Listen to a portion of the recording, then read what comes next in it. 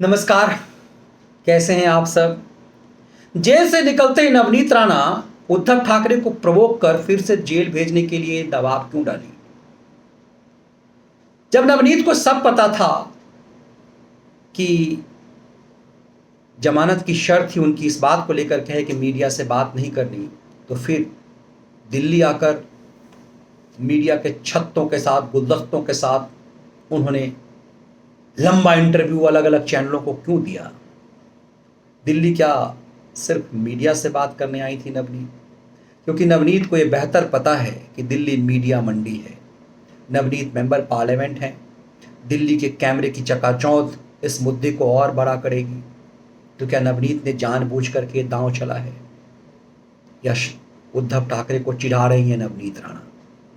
नवनीत राणा एक सिंपल निर्दलीय सांसद है, लेकिन महाराष्ट्र की सरकार की चूल्हे कैसे हिला दी है? क्या उन्होंने जानबूझ करके प्रवोक किया कि उद्धव ठाकरे उन्हें 14 दिन के लिए जेल में रखे हैं, 14 साल के लिए रखे? नवनीत बार बार क्यों कह रही है कि यदि राम के नाम लेने के लिए, यदि हनुमान चालीसा पढ़ने के लिए उन्हें जेल जाना पड़े तो 14 साल के लिए जेल जाने के लिए तैयार है? दरअसल नवनीत को पता है कि इस देश में राम के मायने क्या हैं। इसीलिए वो कहती हैं कि हमें हमारा अपराध क्या है ये मीडिया को बताना पड़ेगा। और उन्होंने कहा कि अदालत ने हमें कहा कि मीडिया से नहीं बात करने के लिए, इस केस के संदर्भ में नहीं बात करने के लिए, लेकिन मेरा मौलिक अधिकार है कि जेल में हमें जो प्रताड़ित किया गया वो इस देश के चौथे स्तंभ को बताया जाए। और हमने वही बताने की कोशिश इस देश की मीडिया को की है। हमने कोई अपराध नहीं किया है। तो क्या नवनीत अदालत को भी चुनौती दे रही है? नवनीत ऐसा क्यों कर रही है? दरअसल नवनीत इसलिए ऐसा कर रही है कि नवनीत को पता है कि उद्धव सरकार के दो दो मंत्री जेल में हैं और उसकी तरफदारी करती है सरकार, जिसके ऊपर मनी लॉन्ड्रिंग से लेकर के एंटी नेशन एक्टिविटीज के आरोप हैं, दाऊद गैंग से जुड़े हुए आरोप हैं, मुकेश अंबानी के घर पे आतंकी घटना को अंजाम देने के आरोप हैं, पुलिस के साथ मिलकर के एक्सटॉर्शन करने के आरोप राज्य के गृह मंत्री पर हैं। नवनीत राणा के खिलाफ कम से कम ऐसे आरोप नहीं है। नवनीत जानती है कि जिसके खुद के घर शीशे के हैं वो दूसरे पर पत्थर नहीं मारते। तो जिस उद्धव ठाकरे की सरकार के मंत्री ऐसे गंभीर आरोपों में सजाया जेल में हैं, वैसे भी नवनीत राणा पर अपराध हनुमान चालीसा पढ़ने की बात करने का है, पढ़ने का भी नहीं। तो क्या इसकी भी अनुमति नहीं होगी? तो क्या नवनीत जेल सिर्फ इसलिए जाएंगी कि उन्होंने मीडिया से बात कर लिया? नवनीत जानती हैं कि इस तरह से जेल जाने से उनकी साख बढ़ेगी। नवनीत जानती हैं कि यदि महाराष्ट्र में बीएमसी का चुनाव होना है और उस चुनाव से पहले यदि वो जेल गई तो फिर इसका इम्पैक्ट पड़ेगा और बीएमसी के चुनाव में शिवसेना की चूल्हे हिलेंगी। तो क्या ये पूरी प्लानिंग है कि बीएमसी के चुनाव में नवनीत राणा को आगे बढ़ाया जाए, शिवसेना को तोड़ा जाए, कि शिवसेना हनुमान चालीसा पढ़ने वाले लोगों को जेल भेजती है? नवनीत राणा और उनके पति रवि राणा की अमरावती इलाके में जमीनी पकड़ है। इसीलिए निर्दलीय होकर के भी इन तमाम पार्टियों को, भाजपा और शिवसेना के गठबंधन को हराया उन्होंने। और सामने शरद पवार थे। माना जा रहा है कि शरद पवार ने अप्रत्यक्ष रूप से नवनीत राणा को तब शिवसेना को हराने के लिए सपोर्ट किया था। तो आज भी कहीं ना कहीं शरद पवार की कमजोरी है।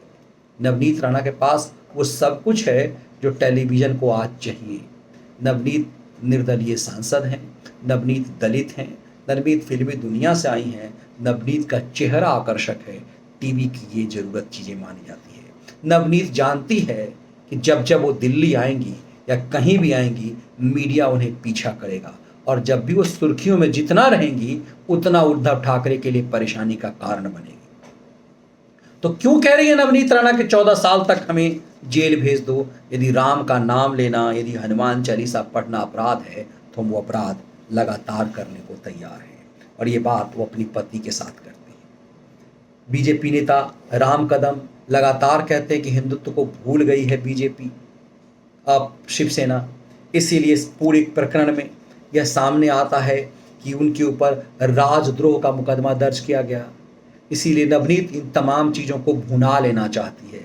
नवनीत जानती है कि उन्हें राजद्रोह के मामले में फंसाया गया और अदालत ने साफ कहा कि नवनीत पर राजद्रोह का मामला तो बनता नहीं है। नवनीत अब वही विक्टिम कार्ड खेल रही है कि यदि राजद्रोह का मामला नहीं बनता तो साफ है कि उन्हें हनुमान चालीसा पढ़ने की सजा दी गई है। और वो हनुमान चालीसा इसीलिए जब दिल्ली से एयरपोर्ट पे उतरी तो हाथों में हनुमान चालीसा था, दुपट्टा जो उनका था उस पर जय श्री राम लिखा हुआ था, हनुमान जी की तस्वीर थी, मतलब भक्त की तस्वीर थी। और सनातन में कहा जाता है कि भगवान से पहले भक्त की पूजा होती है। तो नवनीत ने दरअसल हनुमान भक्त बनने की बात कर अब उद्धव ठाकरे सरकार की चूल्हे हिला दी है। उद्धव ठाकरे के लिए मुश्किलें इस बात की हो गई है कि नवनीत को यदि वारंट करके वो गिरफ्तार नहीं करवाते हैं तब भी उनके लिए चुनौती है, और यदि गिरफ्तार करती हैं उनकी परेशानी और बढ़ती है। उद्धव ठाकरे की समस्या यह है कि हिंदुत्व के विरोध वाली पार्टी एनसीपी और कांग्रेस इस पूरे प्रकरण पे चुप्पी लगाई हुई है और उसे नवनीत राणा और के अखाड़े में भेज दिया है, जिसके लिए आमजन में उसी शिवसेना की पहचान छवि हो गई है कि ये लाउड स्पीकर मस्जिद पर लगवाना चाहते हैं, जिसका विरोध खुद बाला साहब ठाकरे करते थे। ये वो शिवसेना है जो हिंदुत्व की बात करती थी, जो ये वो शिवसेना है जो हनुमान चालीसा का विरोध करती है। दरअसल नवनीत राणा उद्धव ठाकरे को इन्हीं उलझनों में फंसा देना चाहती है, और ये सब कुछ बिना केंद्र की सरकार के सहयोग से हो इसकी संभावना नजर नहीं आती। इसीलिए नवनीत राणा दिल्ली आई हैं। वो ओम बिरला से, लोकसभा अध्यक्ष से उनकी मुलाकात, और साथ में फिर देश के गृह मंत्री से। ये जब फ्रेम सामने आएंगे तो उद्धव ठाकरे की चूलें और हिलेंगी। लेकिन सबसे महत्वपूर्ण ये है कि नवनीत दलित हैं, महिला हैं, आकर्षक चेहरा है। जब उनकी आंखों से योगी आदित्यनाथ की तरह वह आंसू आएगा सदन के अंदर, तो फिर उद्धव ठाकरे और शिवसेना का क्या होगा ये कल्पना से परे है। इसीलिए नवनीत के इस रुख से शिवसेना जो अब तक डरी नहीं थी वो डरती हुई दिखाई दे रही है। ये विश्लेषण आपको कैसा लगा जरूर साझा कीजिएगा। यदि आपको ये वीडियो विश्लेषण पसंद आया तो वीडियो को लाइक और शेयर जरूर कीजिएगा, और यदि आपको इस चैनल के कंटेंट पसंद आते हैं तो चैनल को सब्सक्राइब जरूर कीजिएगा। इसके साथ द मनीष ठाकुर शो को भी सब्सक्राइब कर लीजिए ताकि आप रेगुलर लाइव शो का हिस्सा हो सकें, खबरों के पीछे खबर और खबरों के पीछे साजिश को समझ सकें। बहुत बहुत धन्यवाद।